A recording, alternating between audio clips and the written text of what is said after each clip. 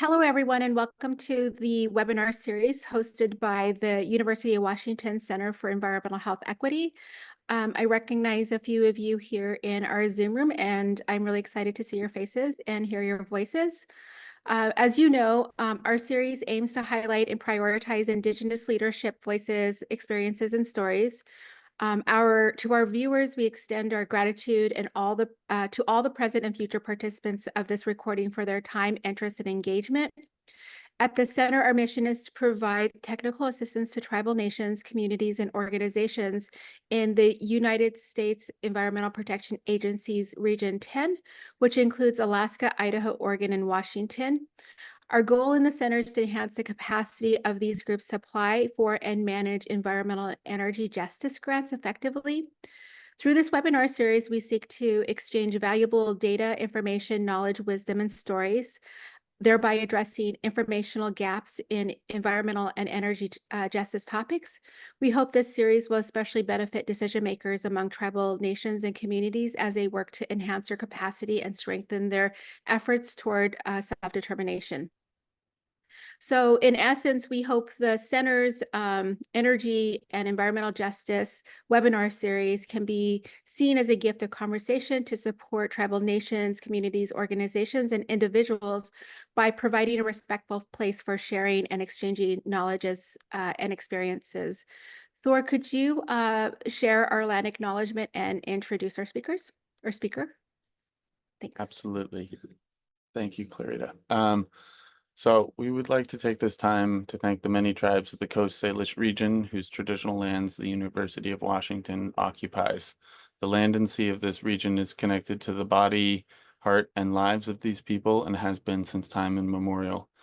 We seek to honor the strong sovereign nations of the Coast Salish region and their right to self-determination. We thank these people past, present, and future and recognize that this acknowledgement is only the beginning of a conversation of actions, awareness, and connections. We also recognize that a land acknowledgement is a formal act undertaken by many different Indigenous groups that holds varying and different significance other than the term adopted by Western institutions. It's important, with this important recognition of the land and its peoples in our hearts, we move forward without further delay. It is our honor to introduce Daryl Williams of the Tulalip Tribe to the Environmental and Energy Justice in Tribal Communities webinar series. Daryl Williams is a Tulalip tribal member and works part-time for the Tulalip Tribes as an environmental consultant. Prior to that, he had worked for the tribe as an employee since 1977. He has a BA in Business Administration from Columbia College in Missouri and has been working on a wide range of agricultural, environmental, and climate change, fisheries, archaeological, and cultural issues. He's also very involved in renewable energy projects, as we're going to be talking about today. He has helped develop and manage the Qualco energy biogas facility in partnership with the Werkhoven Dairy. He's also currently working with the Snohomish County Public Utility District on the feasibility of developing a microgrid project comprising solar energy and battery storage. He was appointed to the Washington State Conservation Commission by Governor Inslee in 2016, and he was also appointed to the Puget Sound Water Quality Action Team by Governor Lockley and served with the team from 1998 to 2008 when it was restructured to create the present-day Puget Sound Partnership. He has also previously served on several nonprofit boards, including Adopt a Stream Foundation, the Center for Environmental Law and Policy, FutureWise, the Salmon Homecoming Alliance, and Global Ocean Health.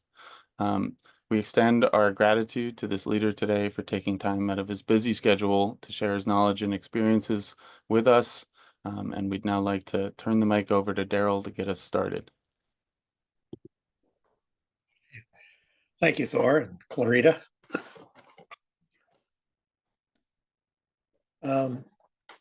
Let's get started. I'll go ahead and share my screen here.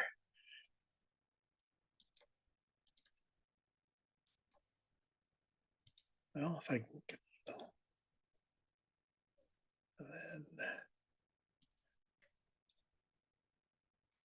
see from the beginning. Okay, does everyone see that okay? We do, Daryl. Thank you. Yeah.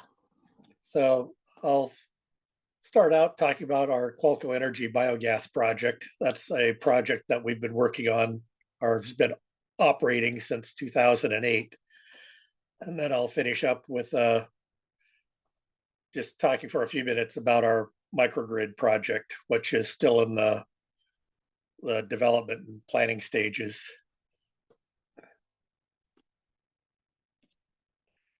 Anyway, so the biogas project is, well, the introduction, I'll do a description of the project, talk about the current status, how we're looking at expanding the project, where the funding came from, our new power generation partnership with our local utility, and also talk a little bit about a pilot project we'll be doing next spring for converting the biogas into pure hydrogen, and also talk a little bit about the benefits of the digester project before I get into the microgrid. But the biogas project is really a sewage treatment facility for cow manure and food waste. We collect cow manure from the Workoven dairy. We also collect some of their egg waste and bring in pre-consumer food waste from Snohomish, King, and Pierce counties. The pre-consumer food waste is waste that just hasn't hit the customer's dinner plate yet. It's processing waste from food processing facilities. We're getting it from grocery stores, restaurants, and we get some from a recycling facility where beer, wine, and soda has gone past the pull date for the shelves of the stores. The recycling company wants the containers for recycling, but have to get rid of all the liquid waste. So we receive that. But some of the other waste is kind of like the fog, the fats, oils, and greases from restaurant grease traps. We get blood from a slaughterhouse. We've received cracked eggs from the egg producers, bad batches of soup from the stock pot foods, but just a wide variety of waste that we can bring in. And there's a lot more of that available than what we can use in our facility.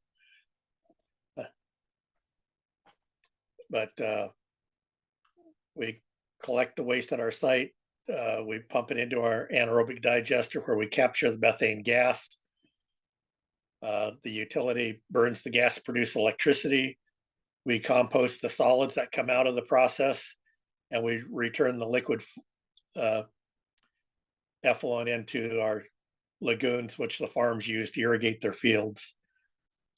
And only about 40% of the nutrients in all that waste come out with the solids. So 60% of the nutrients are in the liquid that are applied to the fields as the crops need the fertilizer.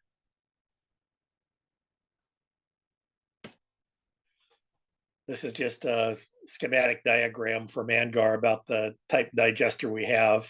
It's a modified plug flow facility, meaning that what goes out or what goes in just kind of moves through the system. As we pump in fresh material, it pushes the older stuff through. And it's really what goes in first comes out first. And we have a 20 to 21 day holding time in the digester, but we're constantly pumping in fresh materials throughout the day. The other common type of digester out there is a complete mix digester, which is typically in a round tank. And what goes in one day gets mixed in with what's already in there. And so what comes out, a portion of which actually just went in the same day. So a portion of what comes out of the digester really hasn't been fully processed. But what the complete mixed digester operations do is that since they're diluting everything or mixing it all together at once, if you get a bad batch of something, it's less likely to upset the digester. With a plug flow digester, if you get a bad batch of something, it can upset that front end of the digester and continue to cause problems until it's flushed out the other end, at least 3 weeks later. So there are benefits and disadvantages to each type of digester, but you know, we opted for the plug flow because we wanted to have a complete breakdown of materials that come out the back end. And as I said earlier, we started operation in 2008. Currently, we're operating with about 2,000 milking cows and other agricultural substrates and pre-consumer waste, as I described earlier. In 2009, Washington State modified their solid waste laws to exempt dairy digesters from solid waste permitting if the digester is handling over 50% cow manure and at least 30% pre-consumer food waste. The difference in between can be used with other agricultural waste. And the current generator capacity is 760 kW. We originally started out with a 450 kW generator, and when we basically wore out that generator, we started our new agreement with the Snohomish County PUD, and they installed a 760 kW unit. But we bring in about 170,000 a year in, well, actually now in gas sales rather than electricity. Plus we get a $30,000 a year land lease for the property that the PUD is using on site now. And we bring in about 480,000 a year in tipping fees for the food waste that we bring in. And that's just a photo of the digester with a flare that we burned the excess gas in. And the left side of the photo is our generator building where we generate the electricity.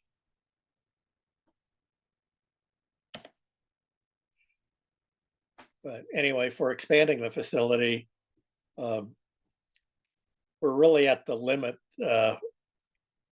of the amount of nutrients we can apply on the properties that the dairy and Qualco have control over.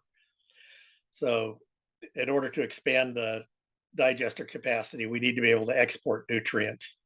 So we're looking at concentrating the nutrients more in the liquid effluent, concentrating it into either a thick slurry or a dry powder that we can export to other farms in our vicinity.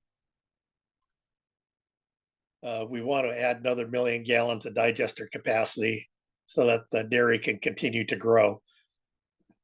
When we started our project, the dairy only had about 900 milking cows. And as I said earlier, we're at 2,000 now. So we've kind of reached the capacity of what we can do with the digester we have.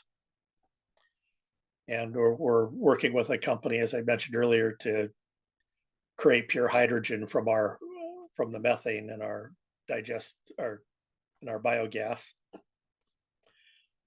We've thought about using some of the digester gas for installing a drying facility.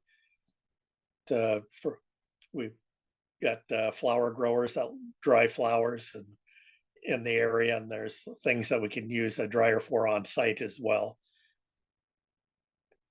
And we've also looked at using waste heat for other purposes on site, like running a greenhouse or hothouse. But to build the facility we have, we had received a $250,000 grant from the Department of Energy for doing the feasibility study and business plan. We had a $500,000 grant from the Department of Agriculture through their Rural Development Office to help pay for construction cost. We were able to get authorized a clean renewable energy bond for $2.6 million through the that was authorized through the IRS, managed by Bank of America.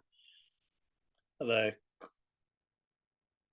clean renewable energy bonds aren't available anymore, but when they were zero interest bonding, and Bank of America just charged a 1% simple interest for managing the bonds.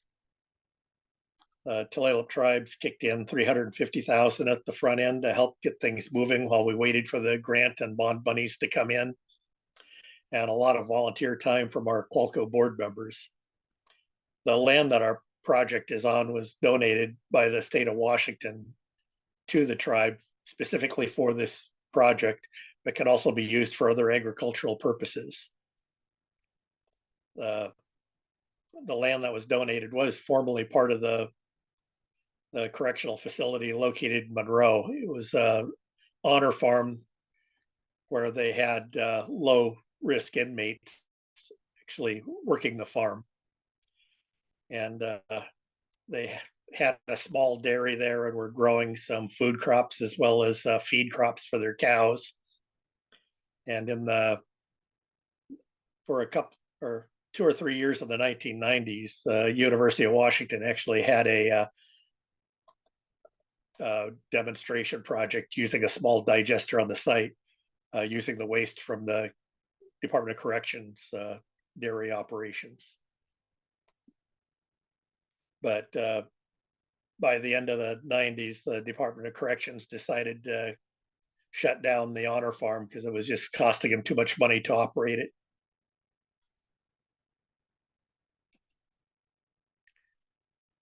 Anyway, last year we finalized a new partnership agreement with our local utility, Snohomish County Public Utility District, to generate the power. Our old generator had worn out, and the PUD had an interest in working or developing a stronger relationship with us. So we were able to negotiate a partnership agreement where they generate the power, and they send us the heat generated from the generator to help maintain the temperature in our digester that we operate at about 100 degrees.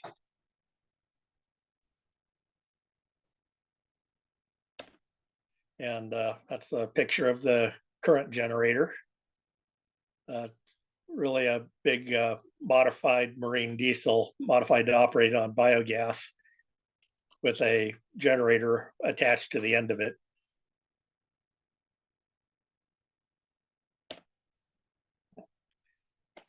And then we were approached a few years ago by Modern Electron, a company based in Bothell, that wants to use our site for a pilot project to test out new equipment they're using to strip the carbon out of methane gas to generate pure hydrogen. The carbon that comes out of it comes out in a powder form, so it's easy to track how much carbon we're removing, and the carbon can be used for other purposes. They've kind of redesigned the project from what they initially had a year ago to try to make the project more cost effective to operate. So originally they were going to strip out the carbon dioxide from our biogas and then run the methane through a pyrolysis system to strip out the carbon. But now they're going to skip the step of stripping out the CO2 and try to take care of the CO2 and the methane at the same time through the pyrolysis process.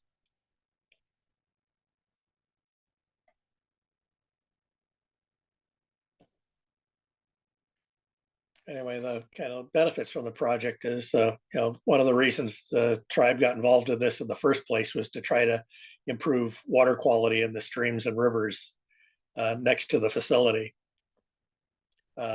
At the time we started the project, both the Skykomish and Snoqualmie rivers were listed on the state's 303D list for impaired water bodies due to nutrient loading. Currently, neither of those rivers are listed anymore. Partially because of our project, treating the cow manure coming off the farm, but also because of changes in agricultural processes and how they operate. in the surrounding farms in the area. Before we put in our project, the farmers spread cow manure on their fields, and then it would take a year to a year and a half for the nutrients to mineralize and convert to a form that the crops could actually use.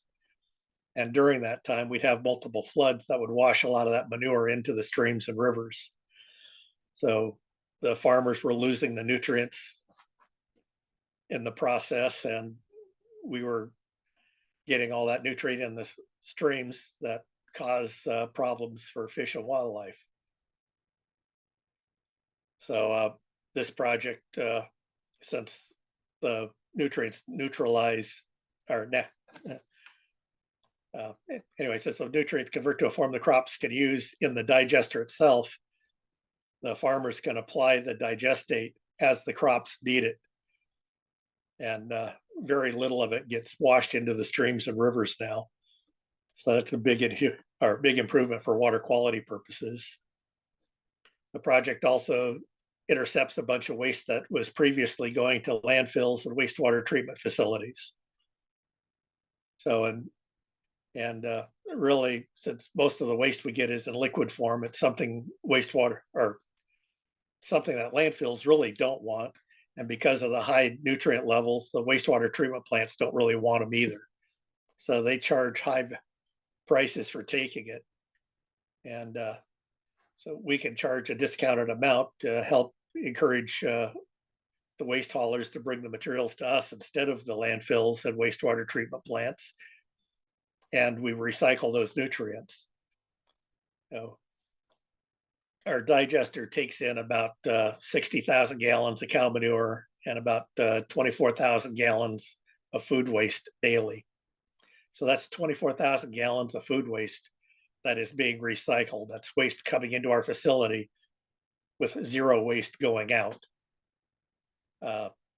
So that's a lot of waste that we're intercepting and actually going to a beneficial use rather than a landfill or wastewater treatment plant where it goes to total waste. We create renewable energy off the project, which is really a byproduct for the main purposes of the facility, because the tribe wanted cleaner water and the farmers wanted to improve their nutrient management practices. Like the dairy figures that they're saving about $250,000 a year on fertilizer cost because of this project, because they're not losing nutrients during the floods anymore. Plus they're gaining nutrients from the food waste we're bringing in. And we're reducing methane emissions because when the manure we just spread on the fields, the natural process of decomposition releases methane into the atmosphere. Same with the food waste we're bringing in. Instead of it releasing methane at the landfills and in the wastewater treatment plants, that methane's being captured and being used or broken down with our flare to break it down into CO2. And it does improve the economic viability for the farms. It saves them a lot of money on fertilizers, and it also saves them some manpower in managing manure. So there are multiple benefits with this project.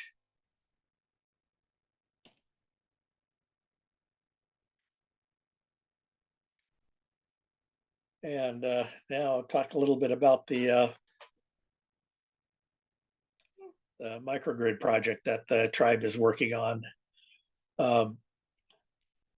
About 2 years ago, our utility actually came to us asking if this is something we'd like to do, because they know that some of our facilities are in areas that have the most power outages in their system. And they realize that we need to be able to provide emergency services for folks, and through some of our facilities.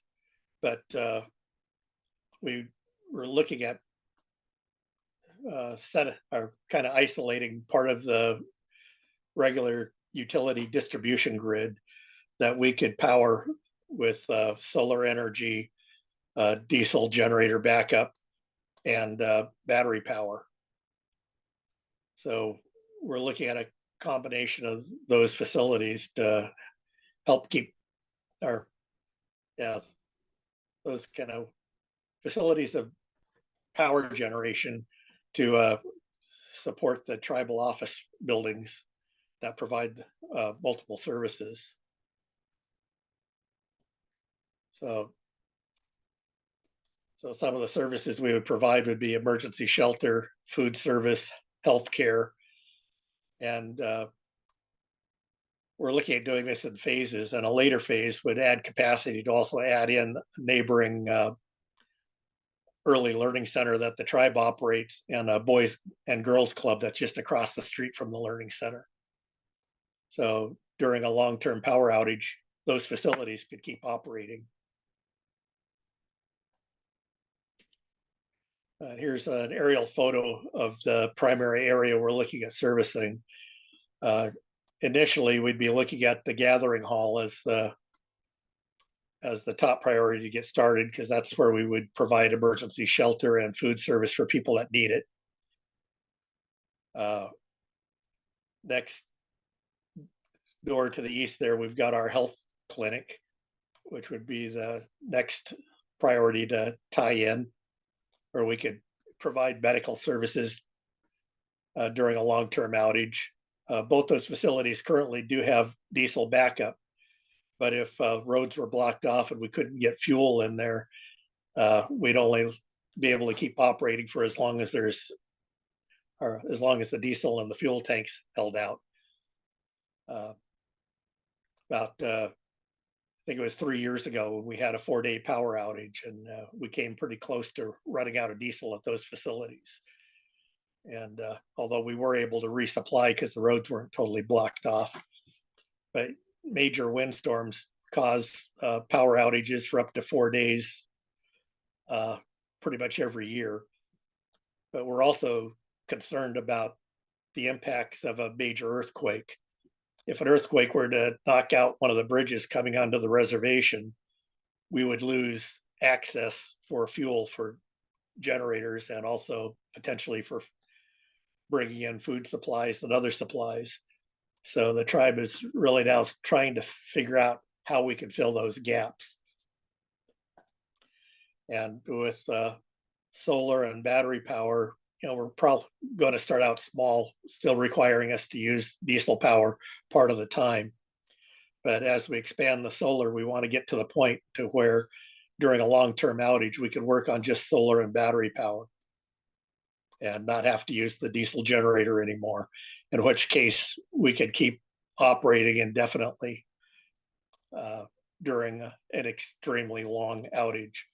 Because if we were to lose road access to the reservation, it could be months before we get good access for fuel to maintain generators operating. We'd also like to put in a small microgrid at our administration building that's about 1.5 miles away from this area. But we're looking at doing a smaller microgrid just for that building, so that we can provide emergency services out of our primary offices.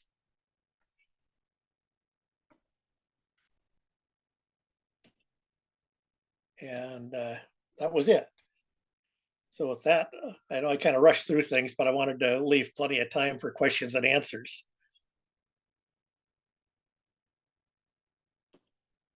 Thank you, Daryl. That's very, very interesting. It's really cool to see some of these ideas that I think a lot of people talk about, but don't always actually implement, being actually carried out in the real world, and with so many positive cascading outcomes. It's very interesting. We're gonna stop recording now at this point, and allow time for people to sort of enter a discussion here and ask Daryl any questions they might have. And I hope that's okay with everyone, because it's happening.